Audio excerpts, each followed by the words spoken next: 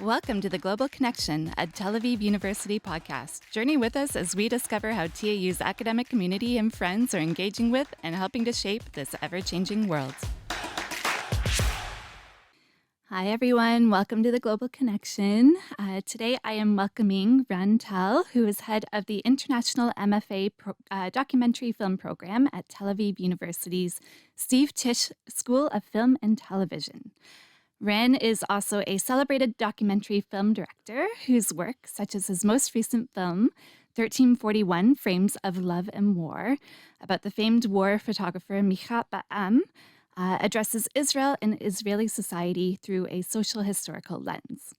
Other works of Ran's include What If, Ehud Barak on War and Peace, a deep dive into the life and mind of the former Israeli Prime Minister, The Museum, about the Israel Museum in Jerusalem, the Garden of Eden, about the individual meaningfulness of one of Israel's most famous parks, Gan HaShlosha, and Children of the Sun, about a generation of kibbutzim children during the early 20th century who were raised in experimental ways. Ren is the recipient of the Ophir Prize, the Jerusalem Film Festival Vogan Award, the Doc Aviv Film Festival Award, among many other prizes. Welcome, Ren. Thank you for joining me. Thank you for inviting me. Yeah, no, I'm looking forward to our conversation about documentary filmmaking, which, brings me to question number one, which is, how did you become a documentary filmmaker? How did that begin? Wow, it's happened many years ago, but I never thought about going to film school. It never came to my mind when I grew up. I actually wanted to be psychologist. Was my dream, my goal, my target. And when I tried to apply to Tel Aviv University, unfortunately, my grade wasn't good enough for the. So I thought maybe we'll try Mexico, the art faculty and the film school. And I stayed because it was wonderful for me, and this is the real story about that. Okay. No big dreams. What can be a disappointment led to what I view as a pretty amazing career as a documentary filmmaker. And I would say I notice a lot of psychological elements in your work. So you often will focus on a particular individual and that individual, the relationship to sort of some of the wider social, cultural forces shaping their life or a time, a particular moment. Am I reading your work at all correctly, or am I sort of way off base? Do you think about that a bit in terms of some of the major themes of your work? Yeah, I think you're right in some aspect, of course.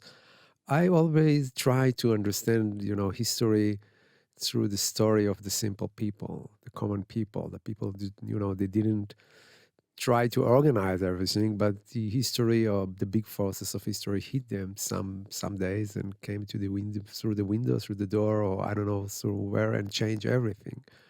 And most of the way we try to understand history and speak about history is through the eyes of the leaders, historians that try to explain to us why and how things actually happened. But I believe and I attract to try to speak about this event, what we call history, bottom up, to try to, in many ways, to listen to the people or the documentation these common people left behind them, the very intimate and personal one, and to try to portray, I think, emotional history. Because I feel that we cannot really understand and say why.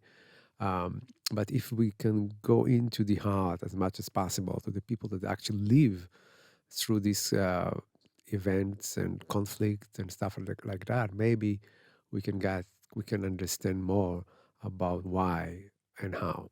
Mm-hmm. With that in mind, sort of the bottom-up approach, it is interesting that you chose Ehud Barak for one of your more recent documentaries to focus on his life as a statesperson and his life more generally. But I've heard you say you chose him because he really sort of in a way, it's like the typical Israeli story. And so you also felt that his own background and story was really representative of um, a wider story in Israel. So maybe I could get you to elaborate on that and why you chose to do a documentary on Ehud Barak. Before I start to go to this project, What If, Ehud Barak on War and Peace, I did 3 films about space, about location, Mhm. not about one protagonist, the traditional way, the way we speak, we tell a story in the commentary and non-fiction films. I did one, Children of the Sun, the Garden of Eden, and the museum, the whole deal through space and location and people that go through this location, walk in this location, and try to understand a lot about the Israeli society, the Israeli soul, the Israeli project through this space and people. But here I try to do a different film that's actually try to ask in many ways the same question. It's always about the same questions, but through one protagonist. And I felt that I want to do 2 films. One about Ehud Barak. It's represent a leader, a statement, a general that actually play in the field of history, try to make a change from his team in a way. Um, and Ehud Barak seemed to me like the perfect person to speak about this kind of philosophical, historical question, but through very, very intimate and narrow point of view. Um, and I felt that he, because his abilities, his experience, can do that. He also the ultimate Israeli, as people use to describe what is the Israeli elite. It's not exist anymore, but it used to be in the past. He grew up in a kibbutz. He was in a very prestige commando unit in the army, and then he became all the way to be the chief, the head of IDF. Went to university, Hebrew University, Stanford University, then became a politician.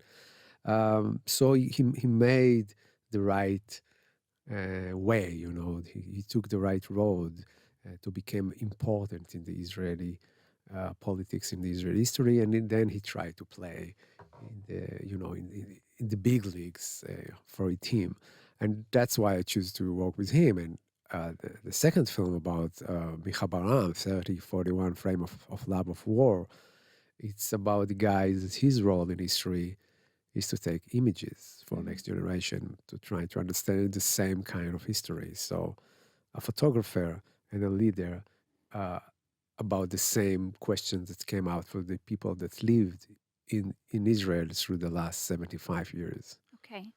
So, like you mentioned before, these more recent documentary films, the previous three were focused on space, but still you were looking at individuals to understand that space. So, it, would you say there is a particular story that you are trying to tell about Israel, or not tell, understand maybe about Israel through your documentaries, whether it is specifically focused on a figure like Micha Bar-Am or Ehud Barak, or through the lens of space, but also talking and representing the lives of individuals through those other films. Yeah, I think I, I didn't have a plan when I started to develop projects. But if I'm trying to look back about my works and my uh, most important part of that, I think it's really deeply and desperate to try to understand what is the meaning of being Israeli. What is the meaning of that's of course it's a question with no answers because there's so many from different angles, different point of view. But this is, I think, what moved me and make me wake up in the morning and go again and again to struggle with these projects. It's try to understand, try to ask questions, because the history of this place is really, really fascinating, disturbing, and have all the elements that you want. Um, to speak about experience, very very intense experience of the people that lived here, create this place, believe in the place or not believe in the place, hate the place, love the place. So it's so emotional here. It's not like Toronto. It's much more emotional Mm-hmm. for the bad and for the worse. It's Mm-hmm. sometimes it's too much. But for non fiction filmmakers, it's the Garden of Eden. It's good material. Good material. So even the title "What If Ehud Barak on War and Peace."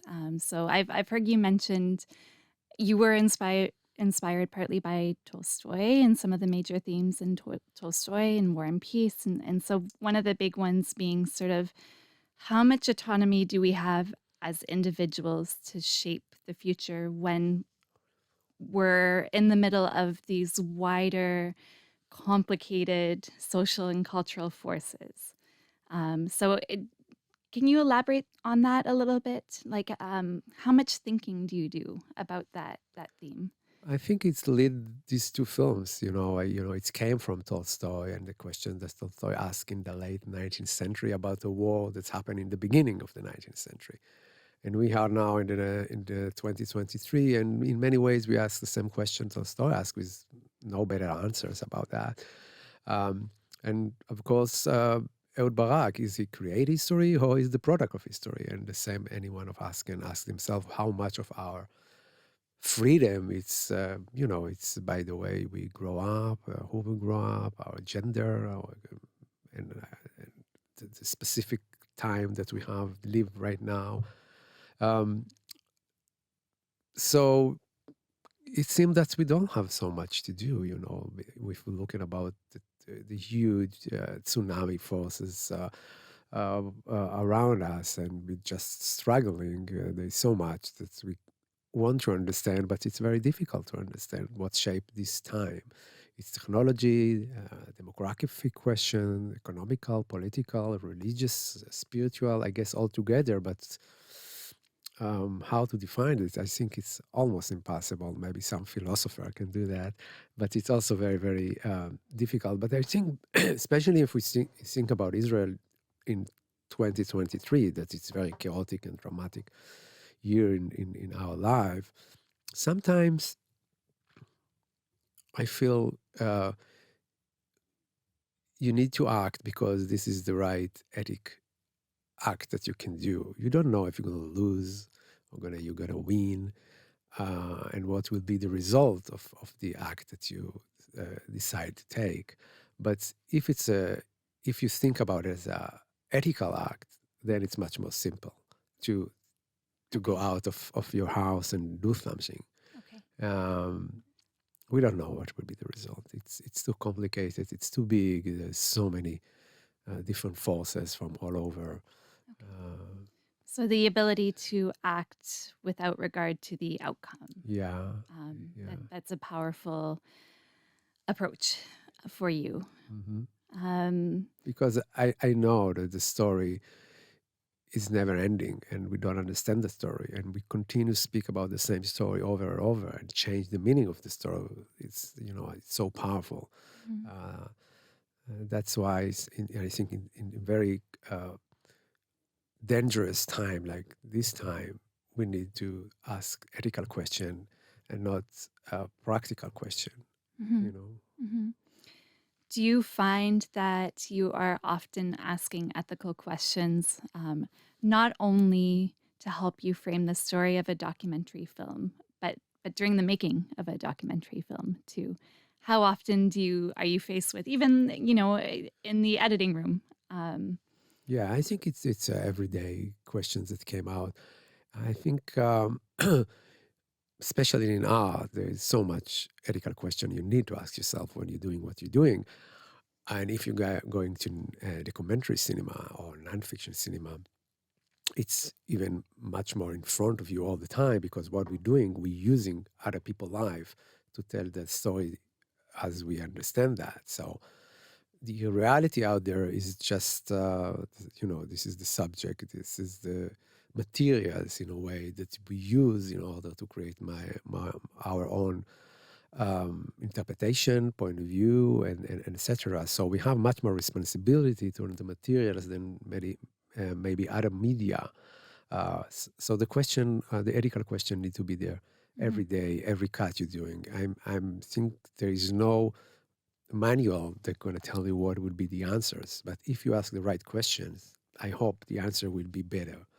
Um, so almost every film raises a lot of very, very important and interesting and dangerous ethical questions.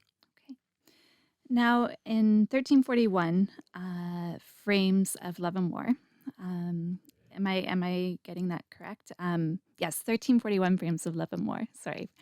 Uh, Micha Bar-Am he has a huge archive of photography that you went through.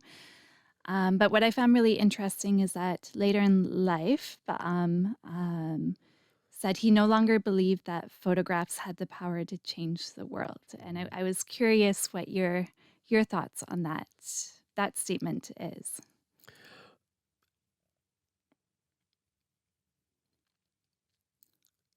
Any of my films, especially the style that I work, there's usually a huge collage. So in the end, it's many pieces that I bring together to one story or one structure or whatever. So I choose to use saying that to put it in almost in the end of the film, um, because first of all, it represents biography. You know, he came here to Palestine, Israel in the late 30s as a German Jew that ran away from the Nazi regime, and then he became transformed himself to totally Israeli, identified with the Israeli project, and start to take images from what happening here. And he did do it with so much emotion, and he felt devoted to the project, to the to what's happening here. In many ways, it was his identity, and I think that's what made him such a great photographer in many ways. Of course, he's talented and everything because he wanted to take the best image he can, almost dying during taking pictures in a way. And when he stopped feeling that way, he decided to stop. He didn't want to take any more images. It's kind of sad tragedy in a way, um, but this is the way I choose to put in order the Baram story. But there is many people in Baram family that disagree with me about why I stopped filming. Okay. But I thought that this interpretation about these specific questions bring the film to kind of ending in the background of the film. It's not just a photographer. It's not just a great photographer. It's a photographer that is are dealing with first of all the question that's photography bring to us. It's about memory and photography. It's about memory, photography, and trauma and post-trauma, and also the intimacy between him and his wife Orna, and how it's involved all this together.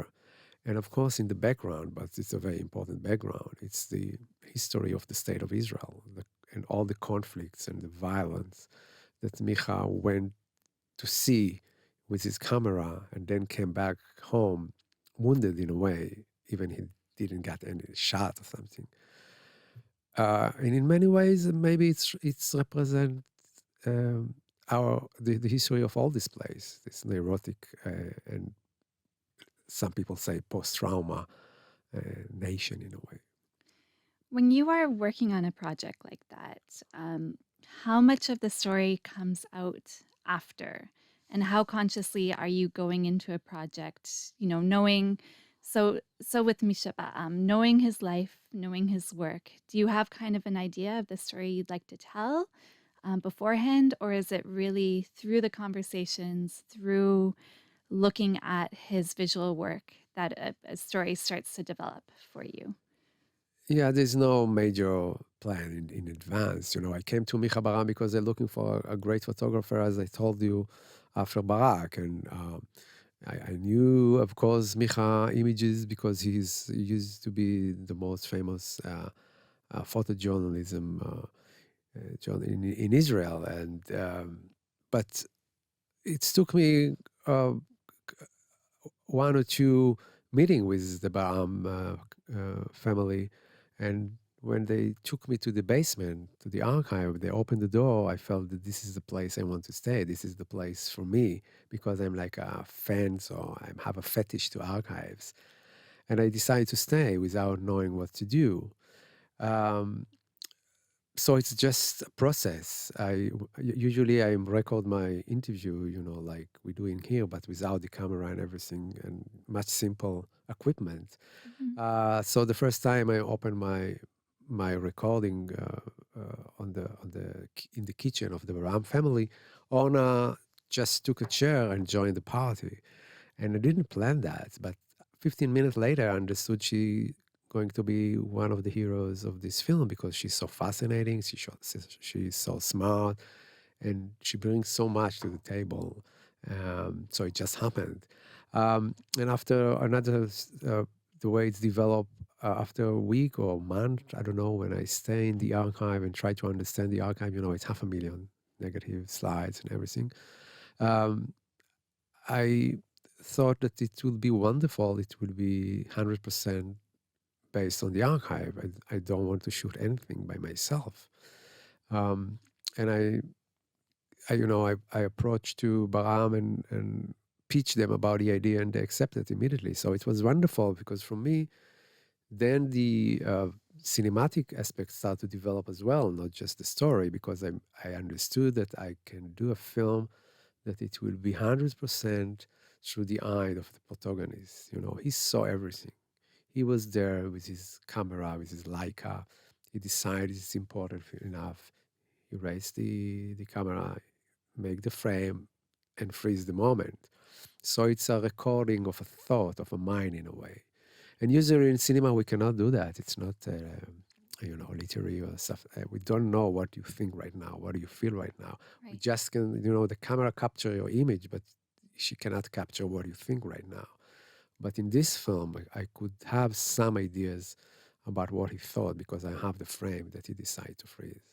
Okay. So it was like a present for me. And then, a lot of these kind of decisions came through the process and through um, 1.5 year of recording dialogues and voices and conversation between me, Micha, Orla, and the kids, Nimrod and Barak, and digging in the archive, try to understand what is the image I can find, scan, bring it to my computer, and then try to organize all this huge collage as a story.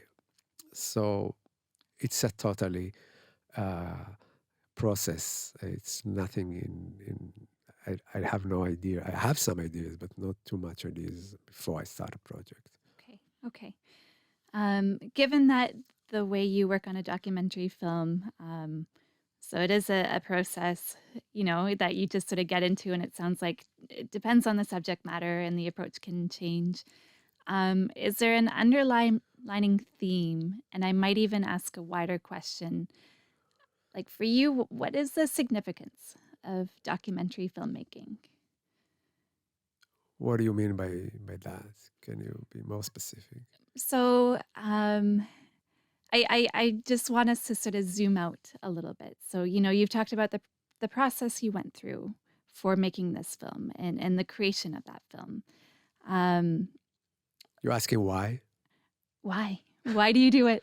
Uh, Why do you do it? I don't know. Actually, I really, really don't know. It's a passion, um, and I don't think we need to understand everything. I think there's a lot of vague, not in focus areas that it's very, very interesting, and maybe we don't know to understand everything. And I think also about piece of art. If there is a piece of art that usually what I like, it's in many ways it stays enigma. Because if I understand everything, then I put it aside and go to the next subject. But if this contain a lot of questions that I don't know the answer, and maybe the artists don't know the answer, then it's become much, much uh, deep, disturbing sometimes. cheerful, sometimes sad, sometimes happiness. I don't know, Mhm. but it's become more emotionally and less about data and summarize, and it's not an Excel. So the question why, it's a very important question, and I ask myself all the time why. I finish a project and then start it again to push this rock again to the head of the mountain, and why, and it's so difficult, emotionally, economically, whatever you want. And um, Maybe I'll reframe it a little bit differently then in terms of what's the most rewarding part of documentary filmmaking for you? I think, to me, I've been so lucky to be able to do so many stuff and learning so many different fields. I shot a film in the um, Forensic Institute in Israel. It's one of my early works. So I spent 2 years there, study this very disturbing profession.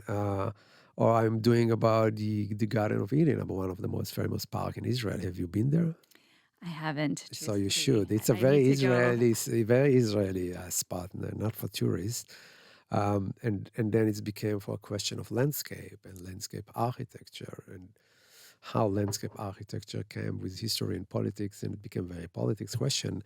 So, and of course, so every film allowed me to read and learn a different subject. I'm not expert in any of them, but I know a lot about. I know, not too much, but on a lot of um, fields, ideas, and so on. So I think it's interesting.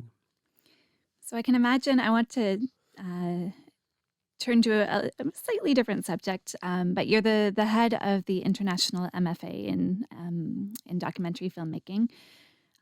So I'd love to hear. I can imagine a lot of students come to your program with lots of different ideas in terms of the type of documentary filmmaking they'd like to do or what they enjoy.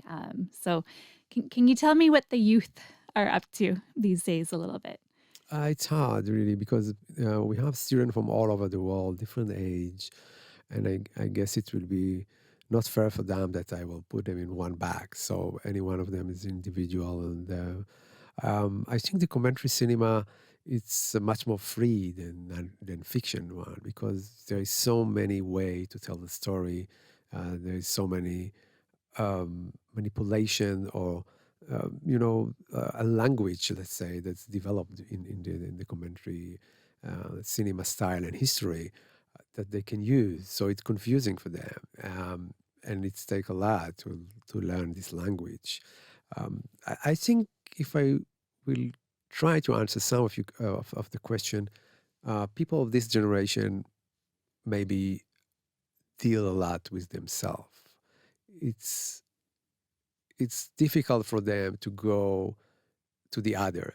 You know, politically they want to be there, but to go and really be there and learn and understand and become one of this different society, different subculture. So I think that I found it very difficult for them, and I'm quite sorry about it, because part of the history of nonfiction cinema is to bring new voices, to so much happening in the last 25 years that's make it a little bit more difficult. Even you need to ask yourself, are you the one that's need to to give the voice for them, or they need to have their voice? So there's so much happening in this identity politics that's also make it a little bit difficult. So people much more try to understand themselves, and sometimes it's a bit too narrow.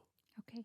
Okay. Okay. Well, that's part of, I'm sure, the work that you and the program does as well too, right? Is it? It's a 1 year program, No, it's a two so years. it's a 2 years. Sorry, it's a 2 year program, and so they have some time to sort of learn the trade of documentary filmmaking and learn about the historical approaches and contemporary approaches that Yeah. people take. Do you want to elaborate because Yeah, you know yeah. much more than Yeah, I yeah, of do about the course. program? Yeah. It's very, very important. That's why we are here. First of all, we don't want to tell them how to make a film. We really, really believe that anyone can teach us as well. We can guide, we can have our own experience. I'm talking about the whole teachers, but in art, you can also have a freedom to challenge everything. And this is the beauty about it. And and if we want to help them, we want to help them to do their own films, not ours films. So when I create this program with some of my friends in the film school, we wanted to create like a stage, like a room, like a space that's people that's really interested in nonfiction cinema can come and speak and think and practice nonfiction cinema in a very, very serious and deep way. And this is what I like to do. I don't want to control what will happen in this laboratory or so.